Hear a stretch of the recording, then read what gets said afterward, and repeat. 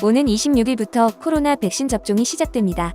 하지만 요양병원과 시설에서 요양 중인 만 65세 미만 환자들과 관련 종사자를 대상으로만 진행된다고 하는데요. 65세 이상 국민에게는 아스트라제네카가 아닌 화이자 백신이 접종될 것이라고 전해졌습니다.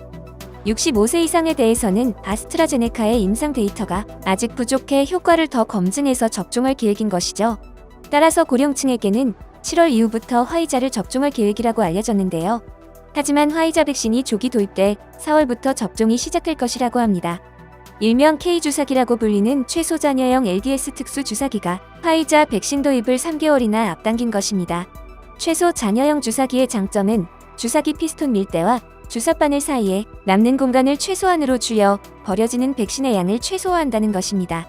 일반 주사기는 주사바늘과 실린더라고 불리는 주사기 몸통 사이 공간에 백신이 채워집니다. 그러나 피스톤을 끝까지 밀어도 해당 부분의 약물은 밖으로 나오지 않아 버려지게 되는 것이죠. 식품의약품안전처에 따르면 1ml 주사기 기준으로 일반 주사기로 투약할 경우 피스톤과 바늘 사이에 남은 백신 0.07ml는 버려진다고 합니다. 그런데 저용량 특수 주사기는 남은 백신이 일반 주사기에 비해 3분의 1에 불과합니다. 주사기 몸통과 바늘 사이의 공간을 최대한 줄여 버려지는 백신의 양을 그만큼 아끼도록 만든 겁니다.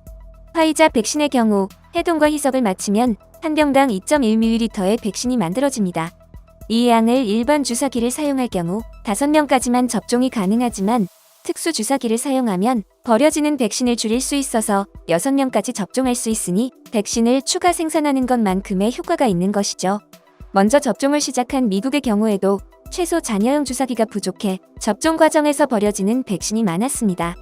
폐기되는 백신의 양이 늘어가자 미국 보건당국은 서둘러 화이자 백신과 함께 최소 잔여형 주사기 키트를 갖춘 백신을 각 주정부에 배포할 계획이라고 밝혔는데요. 하지만 미국 언론은 회의적이었습니다. 워싱턴 포스트는 미국 정부가 화이자 백신 추가분을 쥐어짜내려 하지만 쉽지는 않을 것이라고 보도했습니다. 애초 최소 잔여형 주사기 생산 자체가 계획에 없었기 때문에 물량이 충분히 확보되지 않았기 때문입니다. 조사 결과 물량은커녕 생산 라인 자체도 확보가 되어 있지 않은 것으로 밝혀졌습니다. 하지만 여기서 이미 최소 잔여형 주사기를 대량 생산하고 있었던 우리 중소기업이 나섭니다. 백신 생산국이 아닌 한국이 최소 잔여형 주사기를 그것도 대량 생산 라인까지 확보하고 있다니 미국은 놀랄 수밖에 없었는데요. 한국은 이미 미래를 내다보고 있었던 것일까요? 지난해 11월 전 세계가 화이자 백신만 바라보고 있던 당시 화이자의 갑질은 하늘을 치솟았습니다. 당연히 한국도 화이자 백신 도입을 위한 협상을 해야 했습니다. 하지만 화이자에게는 약점이 있었습니다. 바로 최소 잔여형 주사기가 부족하다는 것이었죠. 이때 최소 잔여형 주사기 생산국이었던 우리나라는 협상에서 우위에 설 수밖에 없었겠죠. 1999년 설립된 풍림파마텍은 주사기와 주사바늘, 시술용 기계와 기구 등을 제조 판매하는 기업으로 300억 원 규모의 연매출을 가진 의료기기 제조 중소기업입니다. 지난 12월 풍림파마텍은 이 주사기를 월 400만 개 생산할 수 있다고 자원한 것입니다. 풍림파마텍이 자원하자 중소벤처기업부와 삼성전자가 지원에 나섰습니다. 시간 싸움이라는 것을 미리 예측한 우리 기업들은 하루도 지체 없이 12월 24일 크리스마스 이브부터 삼성전자에서 전문가 30여 명을 투입해 풍림파마텍과 스마트 공장 구축에 대한 첫 대책 회의를 시작했습니다. 여기에는 놀라운 일이 생겨났는데요. 모두가 쉬고 있던 연말 연초 연휴 단 4일 동안 구미와 광주에 있는 협력사 공장까지 동원해 시제품 금형 제작과 시제품 생산까지 모두 완료해버린 겁니다. 중소벤처기업부는 백신 주사기 생산이 차질을 빚지 않도록 상생형 스마트 공장 지원 프로그램을 가동했습니다. 지난해 마스크 제조기업과 진단키트 제조기업에 스마트 공장을 보급해서 생산량을 늘린 것과 같은 방식입니다. 협력이 시작되자 그 즉시 풍림파마텍과 중소벤처기업부, 삼성의 합작으로 스마트 공장이 세워졌습니다. 삼성전자는 초정밀 금형사출 기술을 적극 지원해 주사기 사출 생산성을 배가시켰고 전문가를 투입해 생산력을 높였습니다. 또한 주사기 자동 조립 설비 제작까지 지원했습니다. 주사바늘 앞에 안전가드 장치까지 추가돼 사용 후 오염된 주사바늘과 사람 간 접촉도 원천 차단했습니다. 이 주사기는 FDA 승인은 물론 미국 제약회사의 최소 주사 잔량 성능 테스트를 통과했고 코로나 백신 제약회사의 성능 요구 조건도 이미 충족한 상태입니다. 또 최소 주사 잔량과 안전보호가드 관련 국내 기술 특허 및 디자인 특허를 출원하고 미국과 EU 등 국제 특허 출원도 진행하고 있습니다. 이 기업의 생산 능력은 월 400만 개에서 1000만 개 이상을 생산하는 시스템으로 2.5배 이상 늘어났습니다. 또 삼성전자는 늘어난 물량에 대비해 박스 수급에 차질이 없도록 포장재 회사를 연결시켜주고 태블릿 기기를 통해 제조 현장의 데이터 관리 시스템을 구축했습니다. 이전까지 수기로 관리되던 수주, 발주, 사출, 조립, 포장, 품질 검사, 출하 등 공정의 모든 과정이 바코드를 통해 추적 관리가 가능하도록 한 것입니다.